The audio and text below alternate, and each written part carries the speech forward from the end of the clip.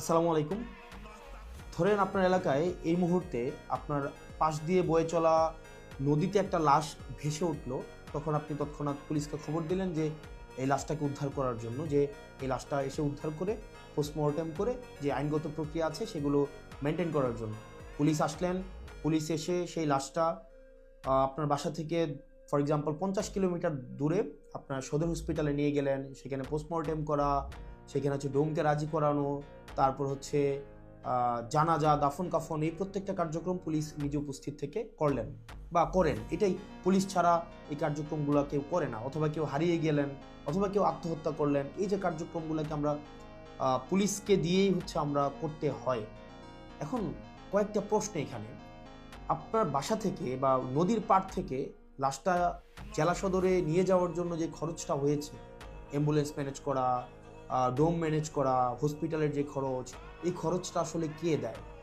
এই খরচটা দেয় হচ্ছে সেখানে নিয়োজিত যিনি দায়িত্বপ্রাপ্ত এসআই, কনস্টেবল বা যিনি যান, পুলিশের যে সদস্য যান, তাকেই কিন্তু এই খরচটা বহন করতে হয়।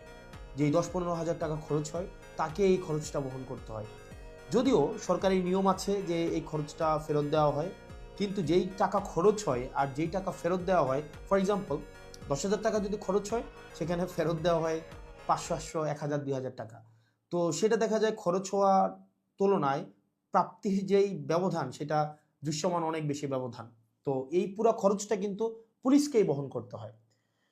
দ্বিতীয়ত হচ্ছে, আপনি যদি আপনার এলাকার থানাগুলাতে যান, থানাগুলাতে গিয়ে যদি দেখেন যে আপনার এলাকার এসআই, কনস্টেবল বা আপনার যারা সেবা দিয়ে থাকেন যে পুলিশগুলা কোন ধরনের পরিবেশে থাকেন, আপনি বিশ্বাস করেন, যদি আপনি ওই পরিবেশটা দেখেন। আমরা ইউনিভার্সিটিতে যেভাবে গণরুমে ছিলাম, এক রুমে গাদাগাদি করে অনেকজন, ফ্লোরিং করা, শুধুমাত্র তোষকটা থাকতো, উপরে ফ্যান নাই, যথাযথ পয় নিষ্কাশন ব্যবস্থা নাই, তারপরে হচ্ছে ভেন্টিলেশন সিস্টেম নাই। একটা মানবীয় জীবন বলতে যেটা বোঝায়, আপনার থানাগুলোতে পুলিশরা সেই ধরনের পরিবেশে থাকে।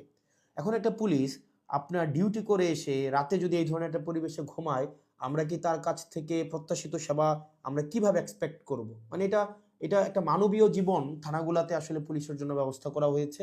এত বছরেও পুলিশ এই সেবাগুলোতে, এই মৌল মানবিক পুলিশের যেই বেসিক যে সেবাগুলা, সেগুলো এখনো পর্যন্ত কিন্তু সংস্কার করা হয়নি।